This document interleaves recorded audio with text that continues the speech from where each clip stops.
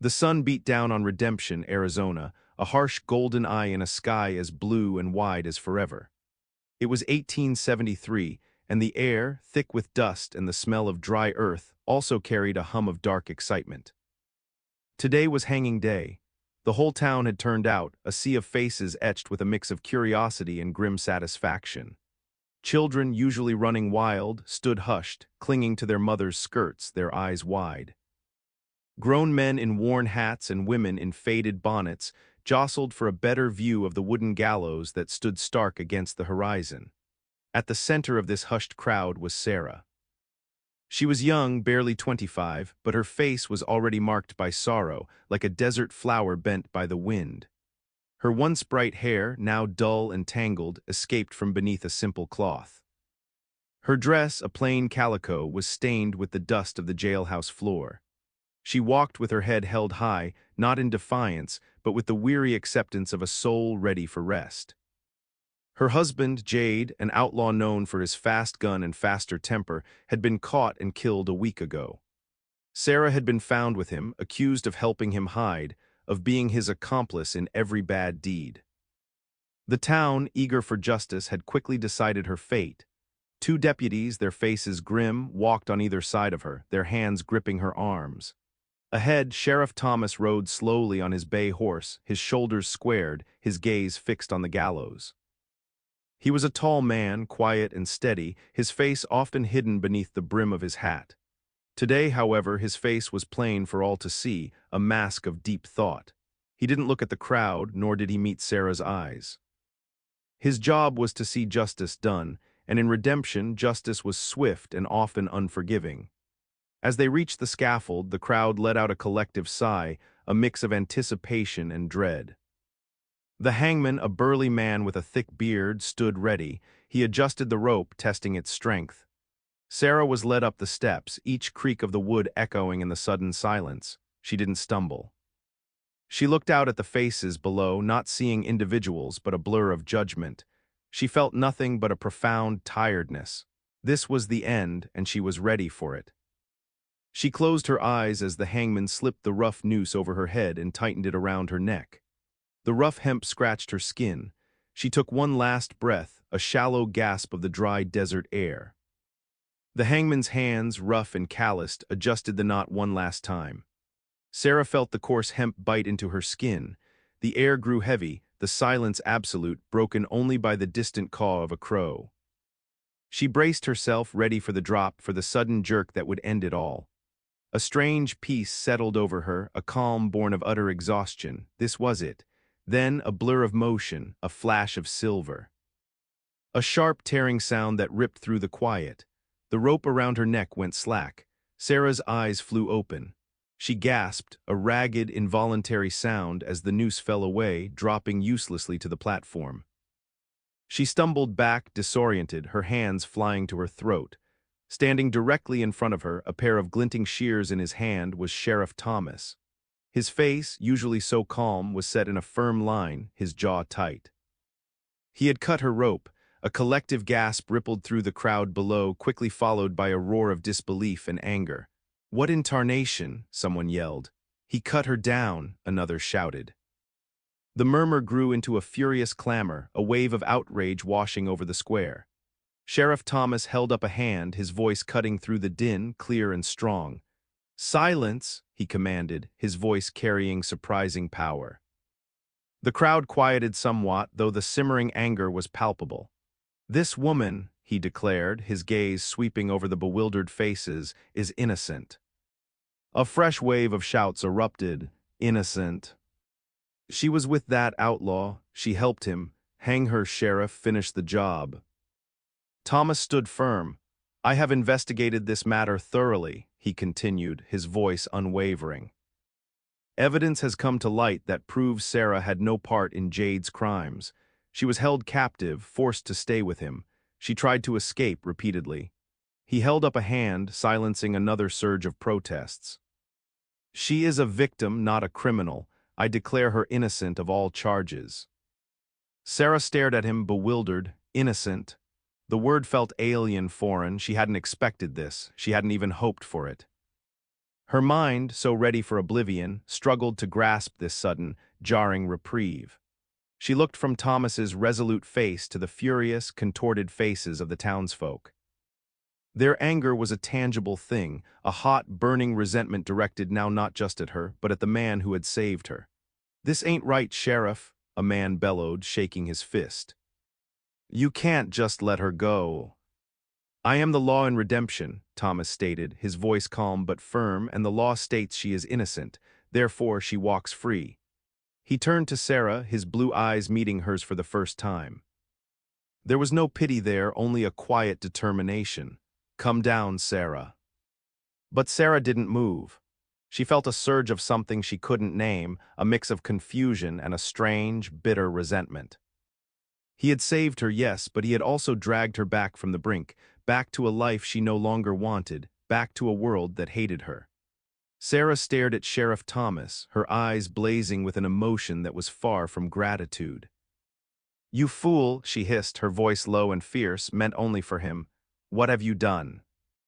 Thomas's brow furrowed slightly. "I saved your life, Sarah." "Saved it," she laughed, a harsh, brittle sound that broke in the dusty air. "You've condemned me to what? To live among these wolves." She swept her arm towards the angry crowd, whose shouts were now a furious chorus. "They wanted me dead, and I was ready. You had no right to drag me back." The deputies, looking uneasy, glanced between the fuming woman and their steadfast sheriff. The hangman, still on the platform, awkwardly held the severed rope, his face a picture of confusion. "You are innocent," Thomas repeated, his voice gentle but firm. "You deserve to live." "Deserve," Sarah spat the word. "What do I deserve in a town that just cheered for my hanging?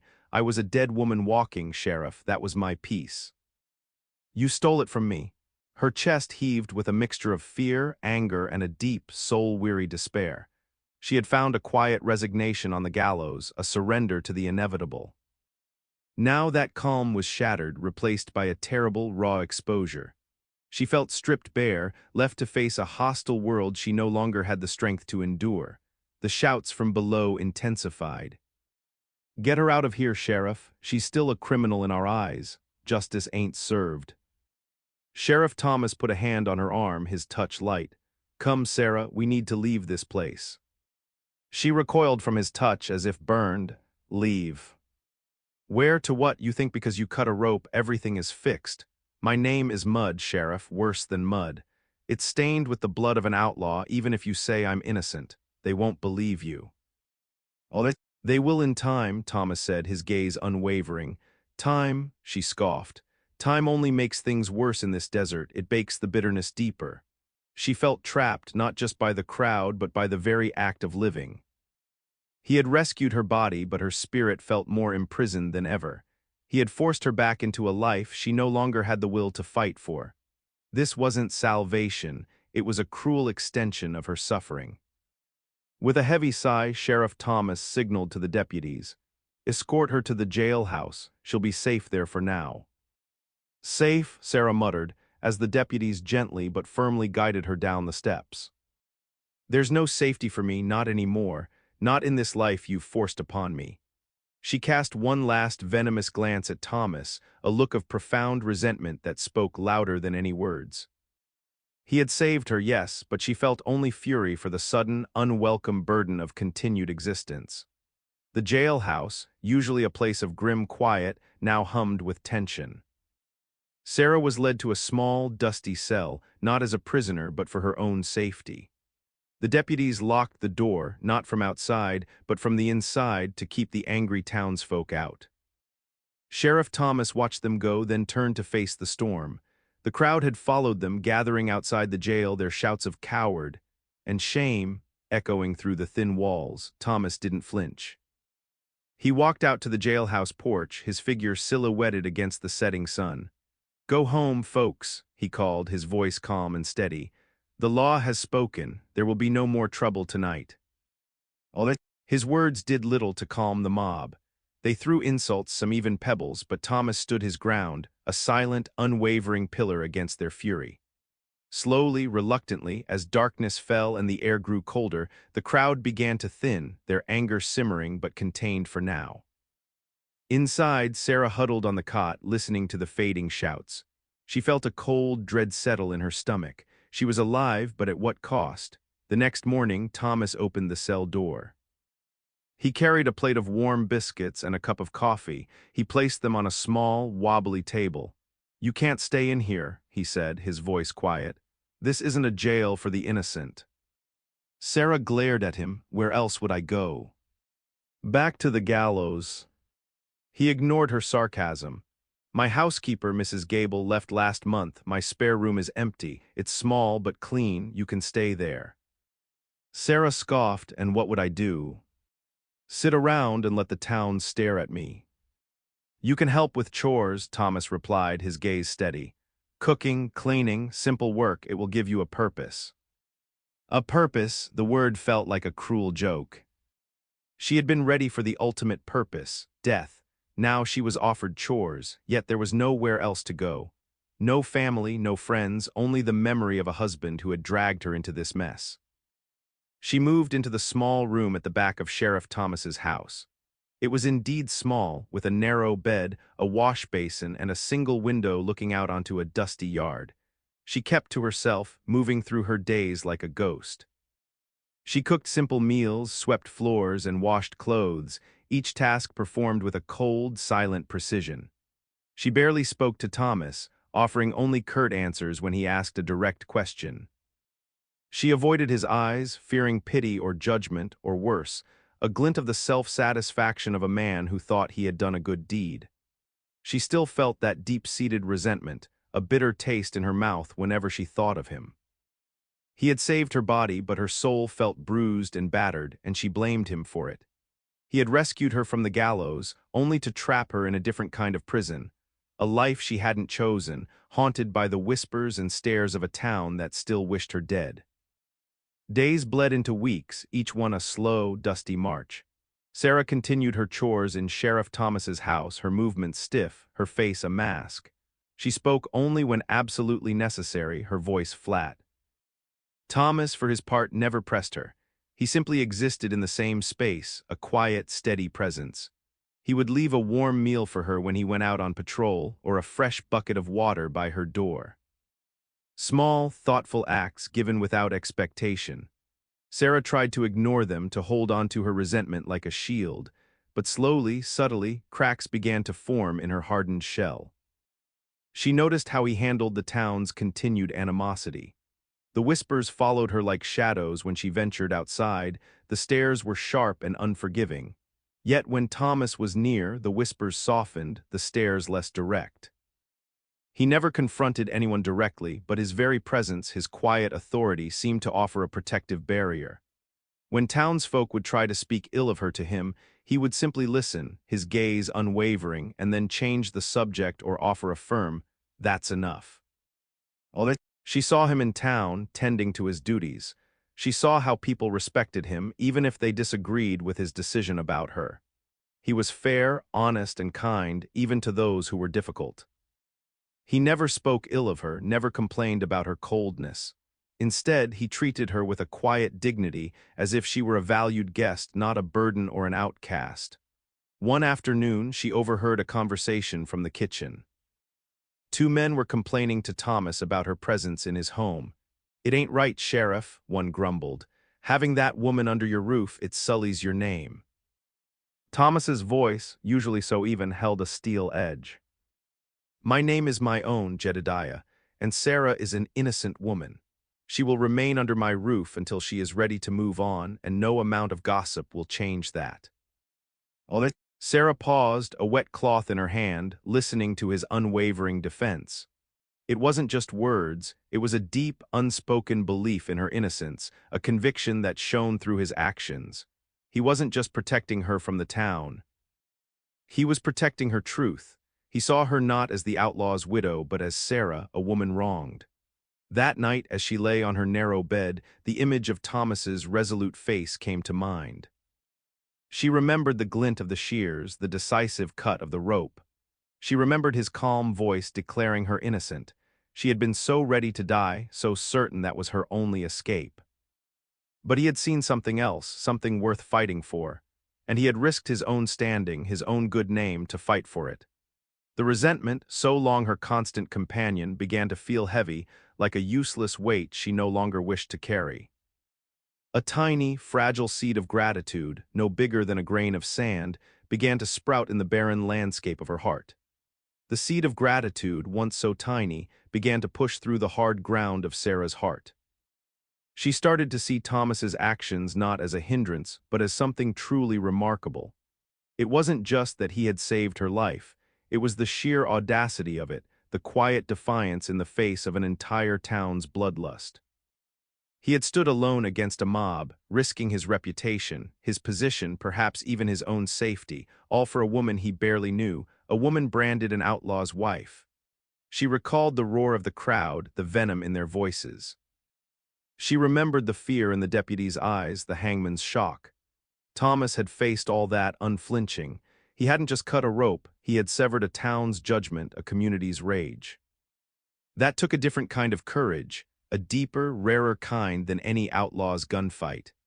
Sarah found herself watching him more closely, no longer with resentment, but with a growing sense of wonder.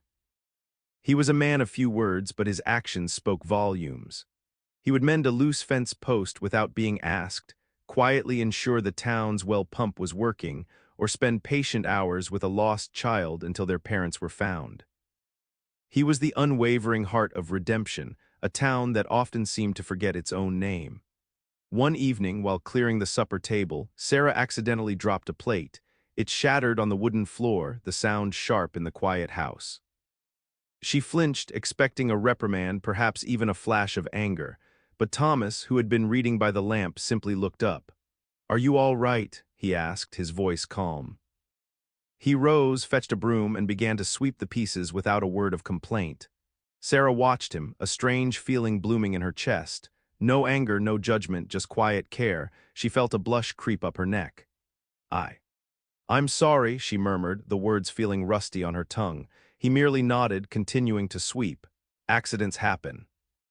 In that small moment, the last vestiges of her resentment began to crumble. She saw the bravery not in grand gestures, but in this consistent, everyday goodness. He had taken her in not out of pity, but out of a deep sense of right. He had given her shelter, food, and quiet respect when no one else would. He had given her back her life, even if she hadn't wanted it at first.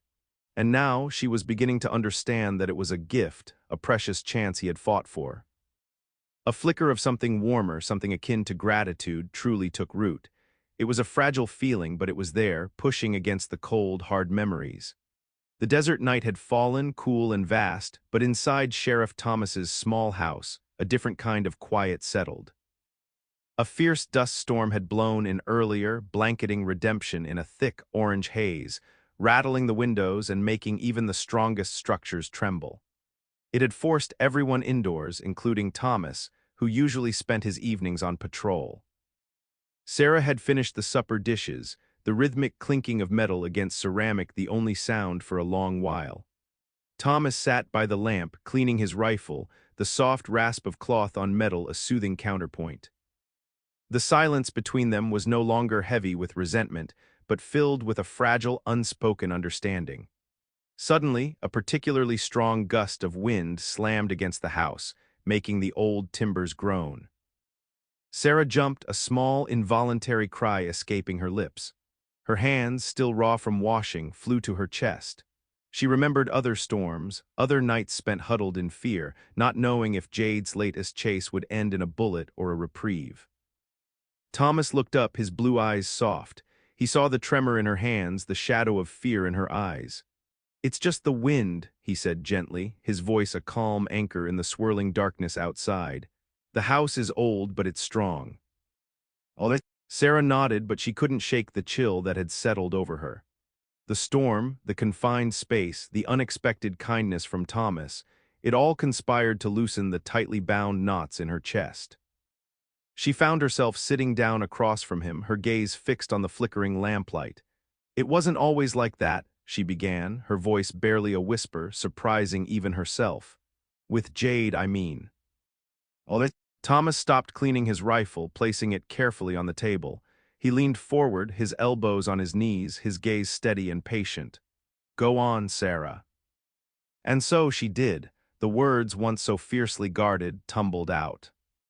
She spoke of her life before Jade, a simple farm girl with dreams of a quiet home.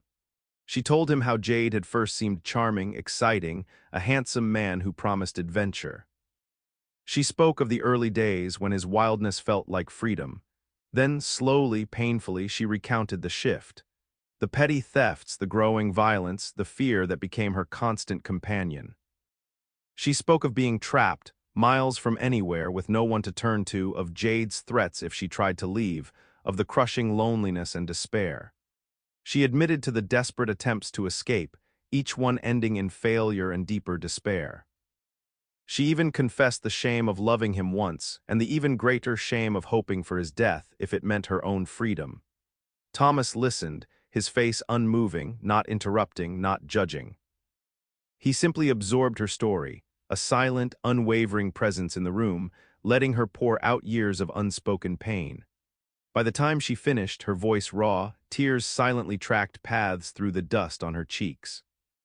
The storm outside still raged, but inside a different kind of quiet had fallen, the quiet of burdens finally shared. When Sarah finally fell silent, the only sounds were the fading howl of the dust storm outside and the soft crackle of the lamp. She braced herself, waiting for the pity, the disgust, or the well-meaning but empty words. But Thomas offered none of these. He simply reached across the small table and gently placed his hand over hers. His touch was warm, steady, and utterly free of judgment. "Sarah," he said, his voice low and full of a quiet strength, "you endured so much, no one should have to live like that." He squeezed her hand softly. "You are truly brave to have survived it." His words were a balm to her wounded soul. He didn't tell her she was foolish for staying or weak for not escaping sooner. He didn't ask why she hadn't cried out for help. He just saw her pain, her struggle, and offered comfort. It was a kind of understanding she had never known, not even from her own family before she met Jade. Tears, hot and heavy, streamed down her face, not from sorrow now, but from the sudden, overwhelming relief of being seen, truly seen, for the first time in years. Thomas didn't pull his hand away. He just sat there, a silent, unwavering presence, letting her cry. When her sobs finally subsided, he handed her a clean handkerchief. "It's over now, Sarah," he said. "You're safe here and you're free." "Oh, that's free," she repeated, the word tasting new and strange on her tongue. It was a freedom he had given her, not just from the gallows, but from the crushing weight of her secret past. From that night forward, something shifted between them. The careful distance she had maintained dissolved. She started talking more, not just about her past, but about small things. The wildflowers blooming after a rare rain, a funny incident in town, her thoughts on the day's chores. Thomas, in turn, shared snippets of his own life, stories of growing up in a small Texas town, his decision to become a sheriff, his hopes for redemption. He spoke of his belief in fairness, in second chances, in the quiet dignity of a life well lived. Her initial gratitude blossomed into a deep, abiding trust. She saw how truly good he was, how his kindness wasn't a facade but the very core of his being. Her affection for him grew, a warm, steady flame in her heart. He had not only saved her life, but had also given her back her voice, her dignity, and the fragile hope that a different future was possible. He had shown her that even in the harsh desert, true compassion could bloom. With the burden of her past lifted, Sarah found a new lightness in her step. Her conversations with Thomas grew longer, filled with easy laughter and shared silences that felt more comfortable than any words. Their bond deepened, woven from trust, respect, and a quiet, growing affection that settled between them like the soft dust of the desert. The town, however, was slower to change its tune. The whispers about Jade's woman didn't stop overnight, but they began to soften. People still watched Sarah, but now their gazes held less hostility and more curiosity. They saw her working diligently, helping Thomas keep his house in order, sometimes even venturing out to the general store for supplies.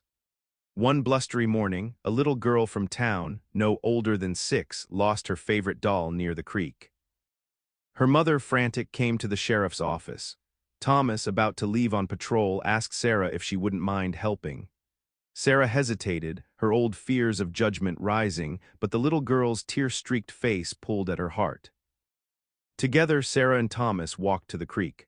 While Thomas spoke reassuringly to the mother, Sarah quietly scanned the banks. Her eyes, used to spotting faint tracks in the wilderness, soon found the doll tangled in some reeds. She carefully retrieved it, brushed off the mud, and handed it back to the overjoyed child. The little girl hugged the doll tight, then, to Sarah's surprise, looked up and smiled brightly. "Thank you, ma'am," she chirped. The mother, equally relieved, gave Sarah a grateful nod. "Thank you, Sarah, you have a good eye." It was a small moment, but it was a crack in the wall of town's disapproval. Slowly, other small moments followed. The general store owner, Mr. Henderson, who had once eyed her suspiciously, started greeting her with a hesitant "Morning, Sarah."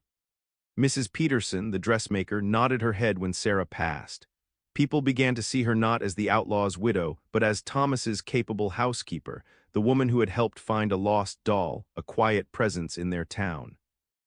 Thomas noticed these shifts, too, a small, knowing smile playing on his lips when he saw Sarah exchanging a polite word with a neighbor. He never pointed it out, never said, "I told you so." His belief in her had been unwavering from the start, and now the town was slowly catching up. Their evenings together became the heart of their days. They would sit by the fire, talking about the day, about their dreams, about the future. Sarah found herself laughing more, a genuine, joyful sound that echoed through the small house. She began to imagine a life in redemption, a life she never thought possible, a life where she was not just tolerated but accepted, even cherished. And in Thomas's quiet, steady gaze, she saw a promise of that future. 1 year had passed since that fateful day on the Gallows. The dusty town square of Redemption, Arizona, once filled with a bloodthirsty mob, now buzzed with a very different kind of excitement. Bunting in cheerful yellow and blue fluttered from the eaves of the general store. Freshly picked wildflowers adorned the porch railings. Today was not a day for grim justice, but for joyful celebration. Sarah, dressed in a simple but elegant white dress that Mrs. Peterson, the dressmaker, had crafted with surprising warmth, stood before the makeshift altar. It was set up right where the gallows had stood, a powerful symbol of how much had changed.